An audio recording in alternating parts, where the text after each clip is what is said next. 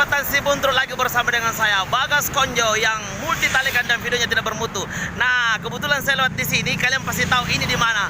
Ini adalah Telet. Nah, ini adalah flyover. Nah, flyover ini adalah salah satu tempat nongkrongnya anak muda nama Makassar yang kere yang tidak ada duit. Nah, kenapa dia ke sini nongkrong sama pacarnya karena di sini main aman, di sini tidak ada penjual-penjual, tidak ada bagade-gade. Jadi pasti pernah ke sini, kamu juga atau pasti pernah ke sini yang tidak ada wanu. Nu bagi pacarnya di sini ngaku mau kok tidak percaya kok. Di sebelah ada orang Malende sama pacarnya. Tanjak nurun psikologi Malende gitu tidak ada warna. Karena di sini tidak ada bagade-gade, makanya bawa ke sini di flyover toh. Pasti pernah tonggo ke sini nu bawa pacarmu toh.